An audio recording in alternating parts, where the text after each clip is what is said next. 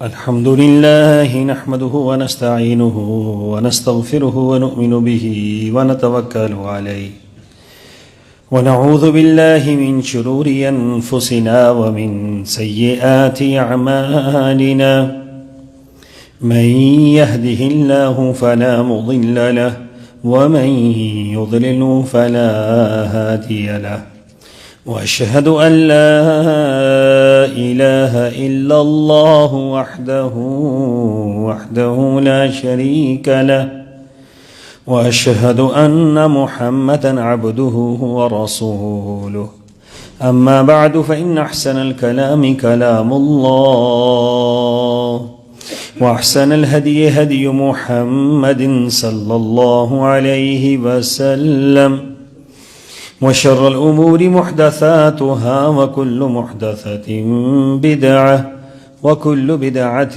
ضلالة وكل ضلالة في النار. قال الله تبارك وتعالى في القرآن المجيد: أعوذ بالله السميع العليم من الشيطان الرجيم. بسم الله الرحمن الرحيم. إن في خلق السماوات والأرض واختلاف الليل والنهار لآيات لأولي الألباب الذين يذكرون الله قياما وقعودا وعلى جنوبهم ويتفكرون في خلق السماوات والأرض ربنا ما خلقت هذا باطلا سبحانك فقنا عذاب النار. ربنا إنك من تدخل النار فقد أخزيته وما للظالمين من أنصار. ربنا إننا سمعنا مناديا ينادي للإيمان أن آمنوا بربكم فآمنا ربنا فاغفر لنا ذنوبنا وكفر عنا سيئاتنا وتوفنا مع الأبرار. ربنا وآتنا ما وعدتنا على رسلك ولا تخزنا يوم القيامة إنك لا تخلف الميعاد. اللهم صل على محمد وعلى آل محمد كما صليت على إبراهيم وعلى آل إبراهيم إنك حميد مجيد. اللهم بارك على محمد وعلى آل محمد كما باركت على إبراهيم وعلى آل إبراهيم إنك حميد مجيد. سبحانك لا علم لنا إلا ما علمتنا إنك أنت العليم الحكيم.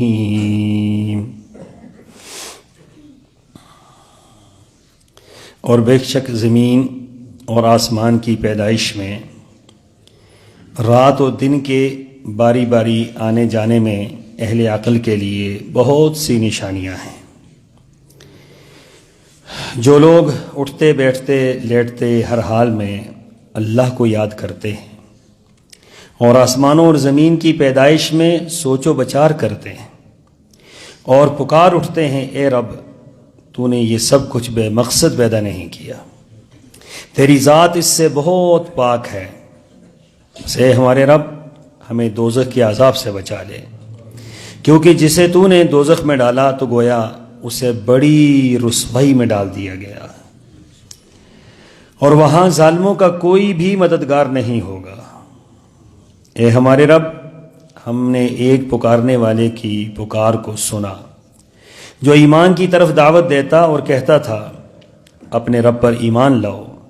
تو ہم ایمان لے آئے، بس ہمارے گناہ معاف فرما دے اور ہماری برائیاں دور فرما دے اور ہمیں نیک لوگوں کے ساتھ موت عطا فرما دے. اے ہمارے رب،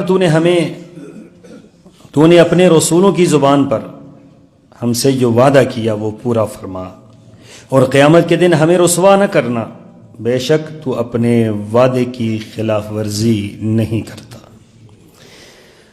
آیت نمبر 190 تا 194 سورہ آل عمران۔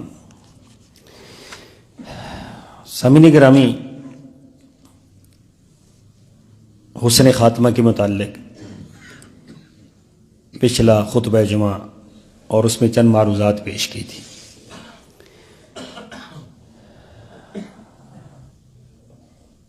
حسن خاتمہ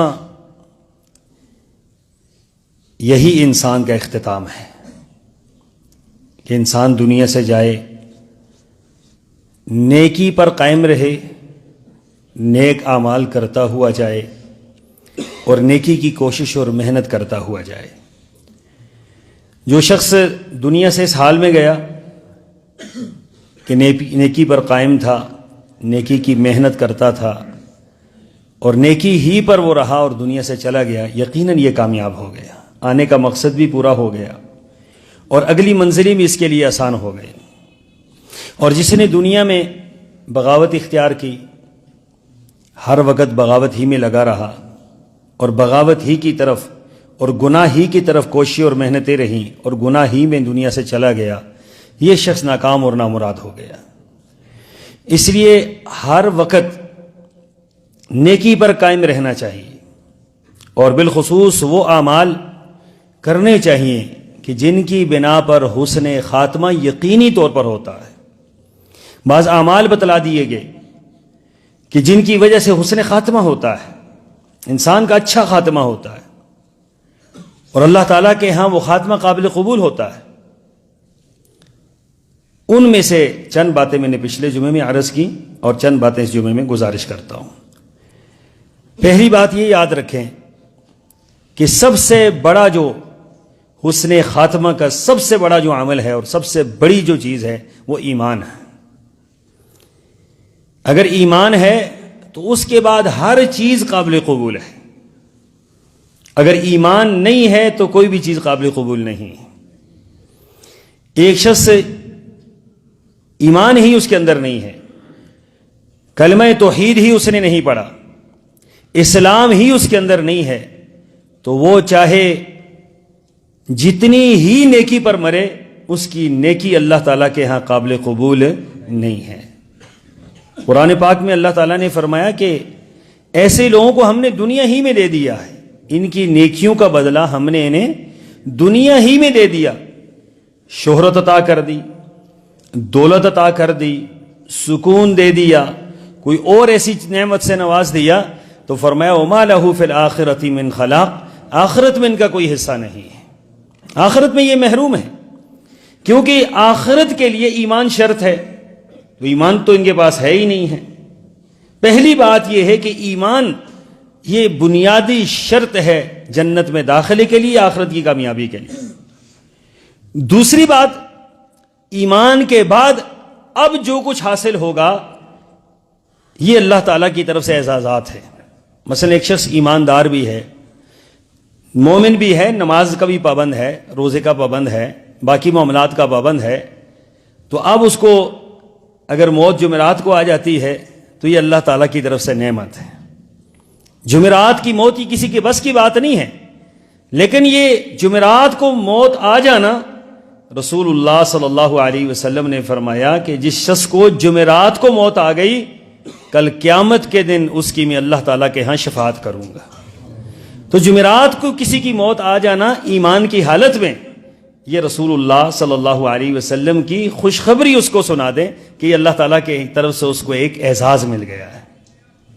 ایسے ہی مدینہ طیبہ کی موت آ جانا یہ حسن خاتمہ ہے، ایماندار بھی ہے اور مدینہ طیبہ میں موجود ہے، مدینہ پاک میں اس کو موت آ گئی، تو سرور کونین صلی اللہ علیہ وسلم نے فرمایا کہ جو تم میں سے مدینہ میں مرنا چاہے وہ مر جائے۔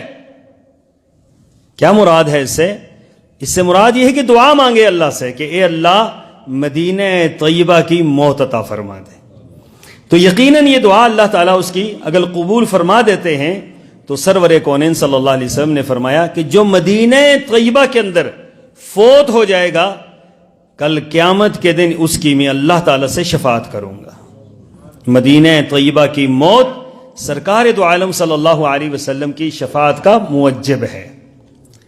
اسی طریقے سے رمضان المبارک کی موت، کہ کسی کو رمضان میں موت آ جائے، موت تو آنی ہی ہے، اور رمضان کی اگر کوئی بندہ تمنا کرتا ہے اور اس کو رمضان کے اندر موت آ بھی جاتی ہے تو سبحان اللہ، رمضان کے اندر جو مومن مرتا ہے اللہ تعالیٰ اس کو ڈائریکٹ جنت میں داخل فرما دیتے ہیں، اس کے لیے جنت کے دروازے ہمیشہ ہمیشہ کے لیے کھول دیے جاتے ہیں۔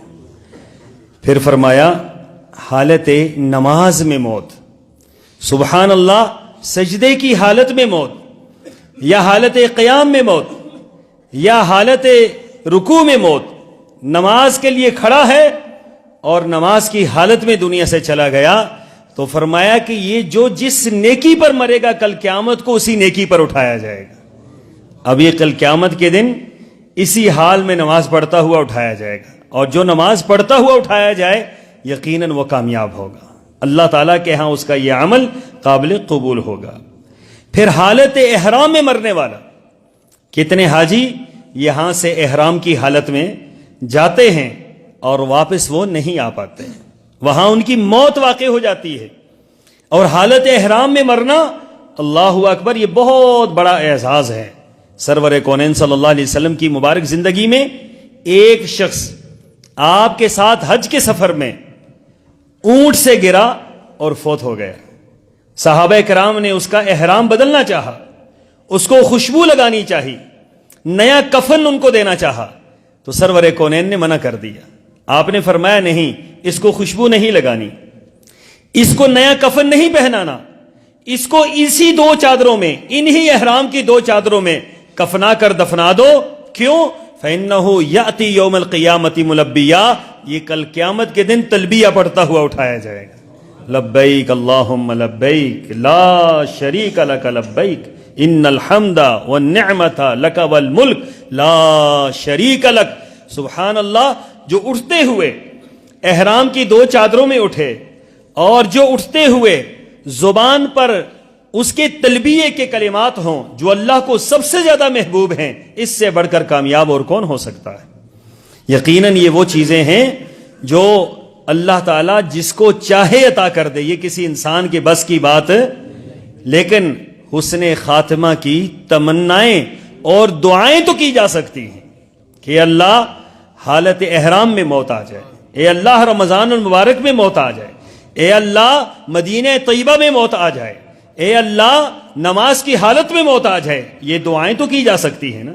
تو لہٰذا یہ دعائیں کرنا، اور بعض اوقات بعض وقت دعا کی قبولیت کے ہوتے ہیں، اور ایسی قبولیت کے ہوتے ہیں جو آپ کو اور مجھے پتہ نہیں ہے، کوئی لمحے کا پتہ نہیں ہے کہ کب دعا قبول ہو جائے۔ اس لیے اللہ سے ہر وقت مانگتے ہی رہنا چاہیے، اللہ سے دعائیں کرتے ہی رہنا چاہیے کہ کوئی وقت ہو اور اللہ تعالیٰ کے ہاں قبول ہو جائے۔ سبحان اللہ، یہ بہت بڑی اللہ کی نعمت ہے۔ اس لیے یہ چند باتیں وہ ہیں کہ جو حسن خاتمہ کی علامات میں سے ہیں۔ اور پھر رسول اللہ صلی اللہ علیہ وسلم نے ایک اور بات فرمایا کہ مومن کی موت پسینے کے ساتھ ہوتی ہے، مومن کی موت پسینے کے ساتھ ہوتی ہے۔ کیا مراد ہے؟ کہ مومن جب دنیا سے جاتا ہے تو پسینے سے شرابور ہو جاتا ہے۔ آپ نے دیکھا ہوگا کہ بعض خوش نصیب دنیا سے جاتے ہیں تو ان کا چہرہ جو ہے پسینہ پسینہ ہو جاتا ہے۔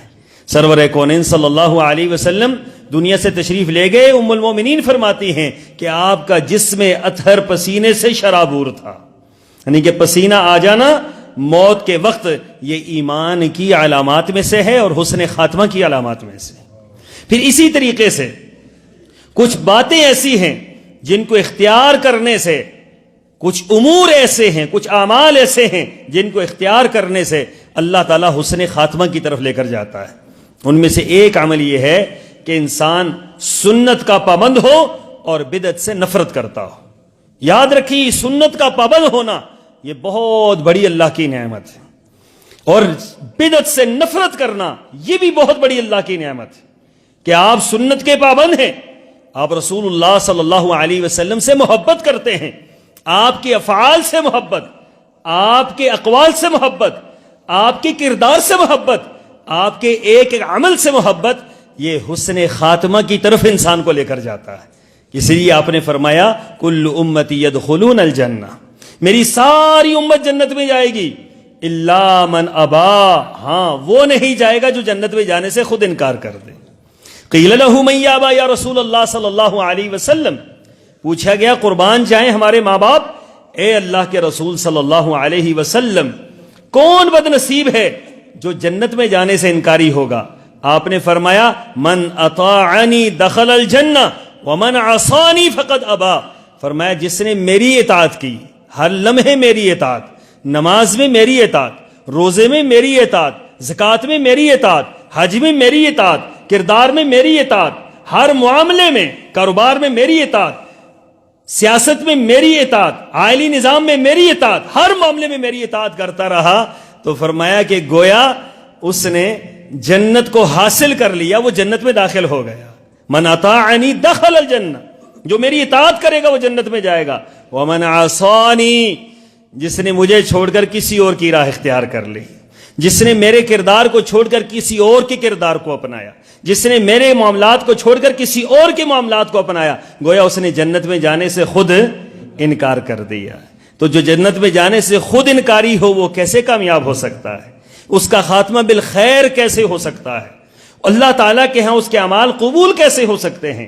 اور پھر سرکار دو عالم صلی اللہ علیہ وسلم نے بدعت کے بارے میں جو اس کی قباحتیں بیان کی، جو اس کی نحوستیں بیان کی، جو اس کی برائیاں بیان فرمائی، فرمایا لا يقبل اللہ صاحب البدعۃ صرفا ولا عدلا۔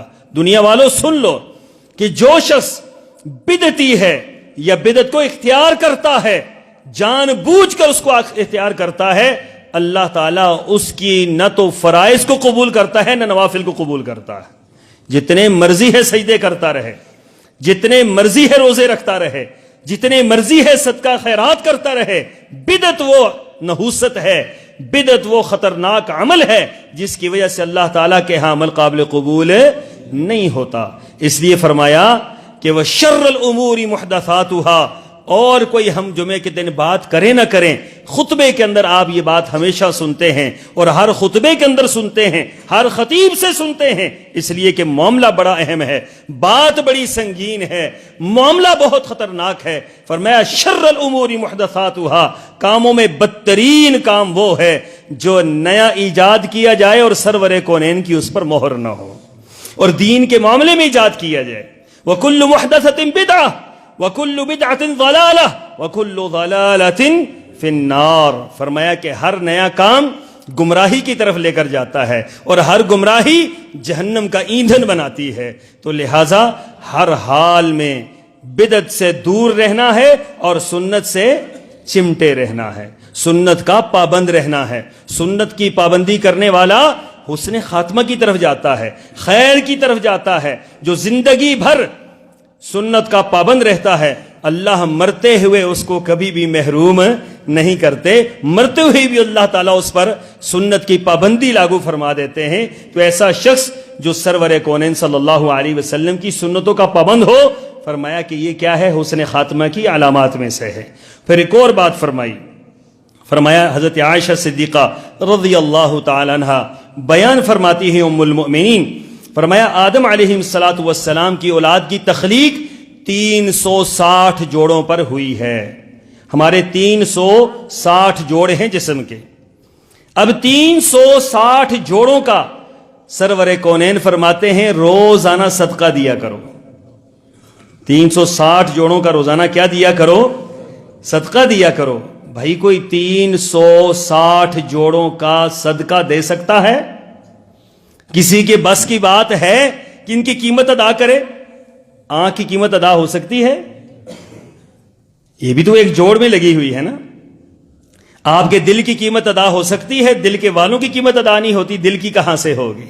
جگر ٹرانسپلانٹ ہوتا ہے اور 1 کروڑ روپے میں ٹرانسپلانٹ ہوتا ہے، 2 بندوں کی جانیں خطرے پر جاتی ہیں، پھر جا کر کہیں جگر کا معاملہ کہیں نہ کہیں، وہ بھی کوئی گارنٹی نہیں ہے کہ کیا ہوگا کیا نہیں ہوگا۔ سبحان اللہ، میرے رب نے آپ کو مفت دیا ہوا ہے، 360 جوڑ مفت دیے ہوئے، ایک ایک جوڑ ہے۔ یہ دیکھیں ایک ہاتھ میں کتنے جوڑ ہیں، ایک انگلی میں کتنے جوڑ ہیں، یہ سارے کے سارے جوڑ، اور اس سے ہماری طاقت بھی ہے، قوت بھی ہے، اللہ کی نعمتیں بھی ہیں، اللہ کی طرف سے اس کے اندر بے شمار قوتیں اور طاقتیں بھی ہیں، اور اللہ تعالیٰ کی اس کے اندر بے شمار کاریگریاں بھی ہیں اس کے اندر۔ تو فرمایا ابن آدم کے کتنے جوڑ ہیں؟ 360 جوڑ۔ ان 360 جوڑوں کا ابن آدم کو روزانہ صدقہ دینا چاہیے۔ صحابہ کرام پوچھتے ہیں قربان جائیں ہمارے ماں باپ، اللہ کے رسول صلی اللہ علیہ وسلم 360 جوڑوں کا صدقہ کون دے گا؟ ایک جوڑ کا صدقہ کوئی نہیں دے سکتا، 360 جوڑوں کا صدقہ کیسے دے گا؟ تو آپ نے فرمایا اللہ اکبر کہنا یہ اس کا صدقہ ہے، سبحان اللہ کہنا اس کا کیا ہے؟ صدقہ ہے، الحمدللہ کہنا اس کا کیا ہے؟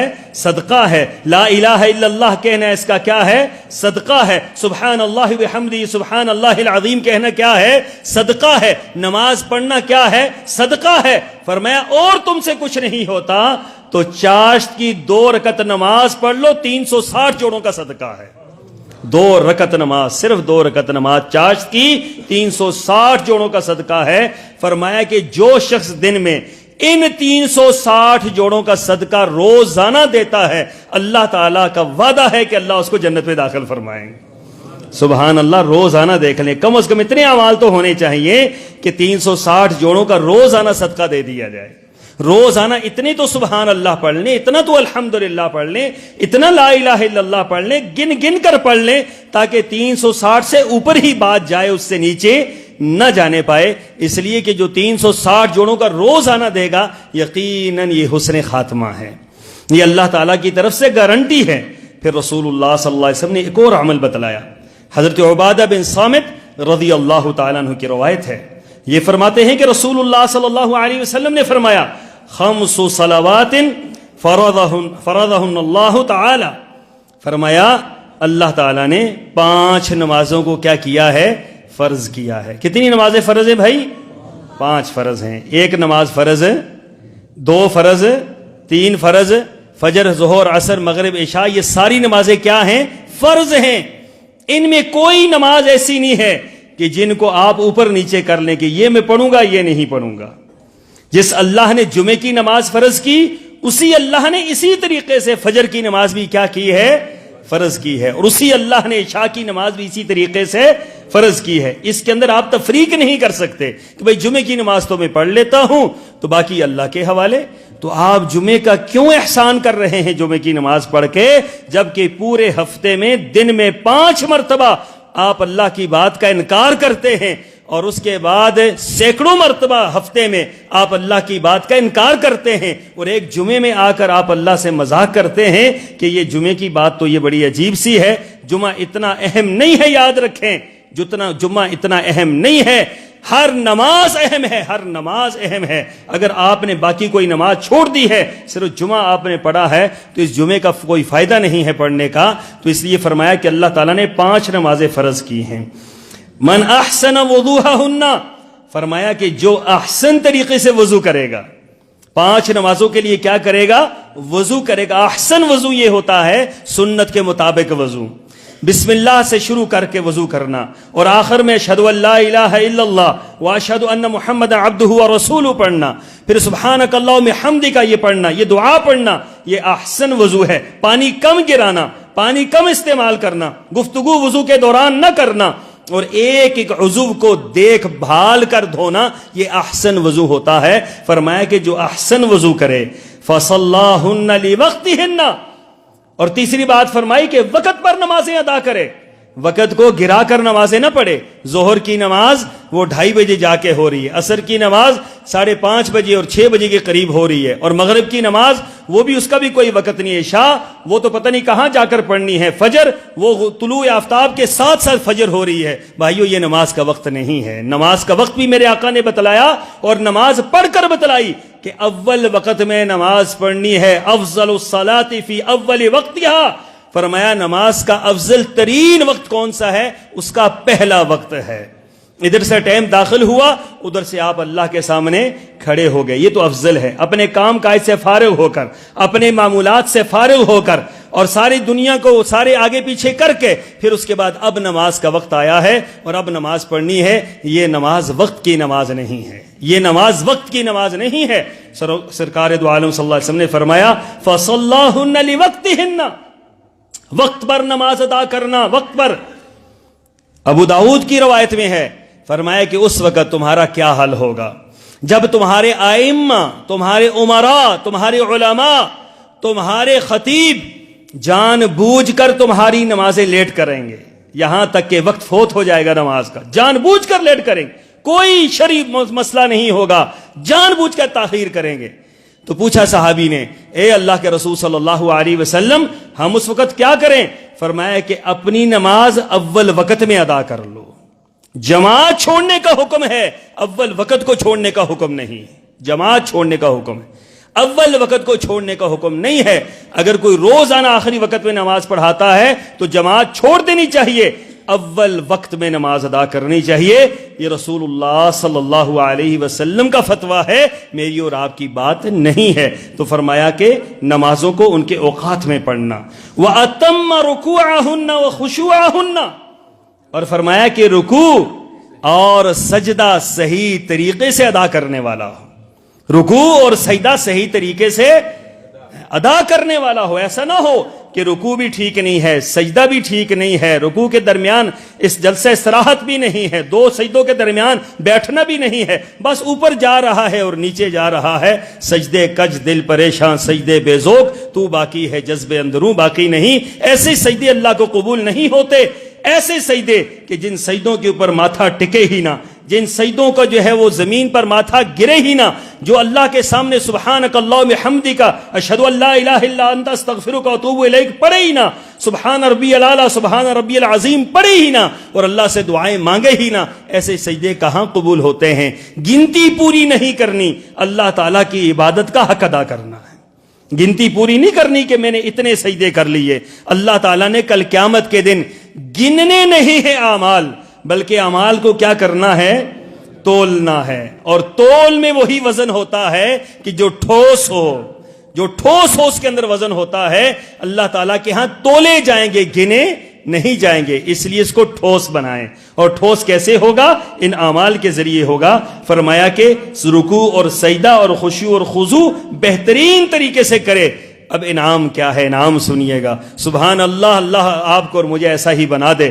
فرمایا کان لہ علی اللہ عہد ان یغفر لہ، فرمایا کہ اللہ کا وعدہ ہے کہ اللہ اس مسلمان کی مغفرت فرما دے گا۔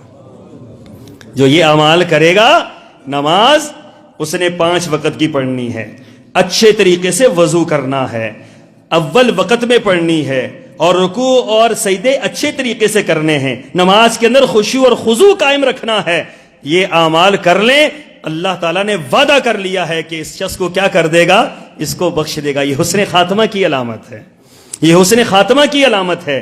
یاد رکھیے کہ اللہ تعالیٰ اپنے وعدے کی خلاف ورزی نہیں کرتا، اللہ اپنے وعدے کی خلاف ورزی کبھی نہیں کرتا۔ اللہ نے جو وعدہ کیا ہے وہ وعدہ وہ ضرور پورا فرمائیں گے۔ اور پھر ایک اور بات، ایک اور عمل فرمایا، کثرت سے صدقہ کرنا، کثرت سے صدقہ کرنا حسن خاتمہ کی علامت ہے۔ یاد رکھیں، انسان صدقہ کیا ہے؟ فَأَمَّا مَنْ أَعْطَى وَاتَّقَى وَصَدَّقَ بِالْحُسْنَى فَسَنُيَسِّرُهُ لِلْيُسْرَى، فرمایا کہ جو اللہ کے راہ میں لٹاتے ہیں، اللہ کے راہ میں لٹاتے ہیں، لوگوں کے لیے آسانیاں پیدا کرتے ہیں، کسی کو کھانا کھلا دیا، کسی کو کپڑے پہنا دیے، کسی کی ضرورتیں پوری کر دی، ہر وقت اسی کوشش میں لگے رہتے ہیں، فرمایا ان کا ہر کام ہم آسان بنا دیتے ہیں۔ جو لوگوں کے لیے آسانیاں پیدا کرتے ہیں ہم ان کے لیے آسانیاں پیدا کر دیتے ہیں، جو لوگوں پر لٹاتے ہیں ہم ان پر لٹاتے ہیں۔ انفق ابن آدم، اے ابن آدم تو خرچ کر، تجھ پر خرچ کیا جائے گا، تو لٹا تجھے دیا جائے گا، تو کھلا تجھے کھلایا جائے گا، تو پہنا تجھے پہنایا جائے گا۔ اور یہ نہیں کہ یہاں پہنایا جائے گا، آخرت کے اندر اللہ تعالیٰ تجھے ایسا لباس پہنائے گا جس کا تو تصور بھی نہیں کر سکتا۔ اس لیے فرمایا کہ صدقہ کرنا یہ حسن خاتمہ کی علامت ہے، اور اس نیت کے ساتھ خرچ کرنا کہ اللہ تو میرا خاتمہ بالخیر فرما دینا۔ روزانہ دیں، روزانہ دیں، جتنا اللہ نے آپ کو دیا ہے اتنا دیں۔ یہ کسی کے آنے پر یاد رکھیں کہ یہ جو آتے ہیں مانگنے والے، چاہے مستحق ہیں یا نہیں ہیں، ان کا اپنا مسئلہ ہے، مستحق ہونا یا نہ ہونا ایک الگ مسئلہ ہے، لیکن مانگنے والے کو دے دینا چاہیے، جو آپ کے در پر آ گیا ہے اس کو دے دینا چاہیے. جو اللہ کے نام پر دیا ہوا ہوگا, چاہے آگے وہ غلطی استعمال ہو گیا, آپ کو اللہ تعالیٰ اس کا اجر عطا فرمائیں گے. رسول اللہ صلی اللہ علیہ وسلم نے فرمایا, ایک شخص گھر سے نکلا صدقہ کرنے کے لیے کہ رات کو چھپ کر صدقہ کرے گا. اب رات کو نکلا تو ایک تاجر ملا جا رہا ہے, اس کے ہاتھ میں پیسے رکھ دی. صبح آواز اٹھی کہ جی رات کو کسی نے صدقہ دے دیا ہے اور ایک امیر آدمی کو صدقہ دے دیا ہے. بڑا پریشان ہوا کہ اوہو, میں نے تو صدقہ امیر کو دے دیا. اگلی رات پھر نکلا ہے, پھر ڈھونڈتے ڈھونڈتے ایک خاتون ملی, اس کو صدقہ اس کے ہاتھ میں دے دیا. اگلے دن آواز اٹھی کہ رات کو کسی نے صدقہ ایک فاحشہ عورت کو دے دیا, ایک گنہگار عورت کو دے دیا. بڑا پریشان ہوا.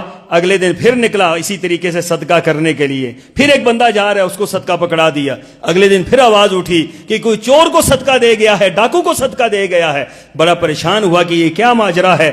رسول اللہ صلی اللہ علیہ وسلم نے فرمایا کہ اس شخص کو پریشان ہونے کی کوئی ضرورت نہیں, اس کے تینوں دنوں کا صدقہ اللہ نے قبول کر لیا ہے.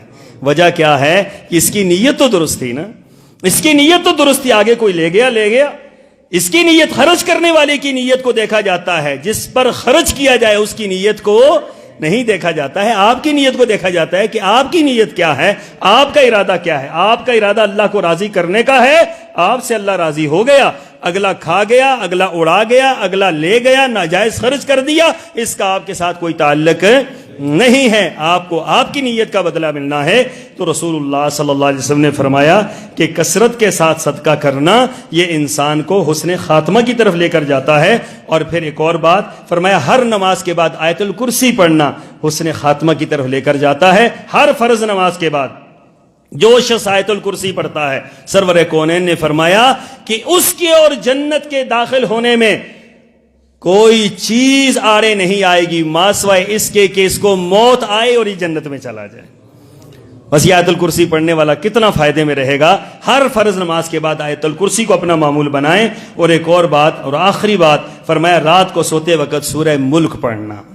رات کو سوتے ہوئے سورہ ملک پڑھ کر سونا. 2 رکوع ہیں اس کے ٹوٹل. سورہ ملک, سرور کونین فرماتے ہیں سورہ ملک جو شخص پڑھتا ہے, رات کو پڑھ کر بالخصوص سوتا ہے, فرمایا کل قیامت کے دن جب تک اپنے پڑھنے والے کو جنت میں نہیں لے کے جائے گا اس وقت تک نہیں چھوڑے گا.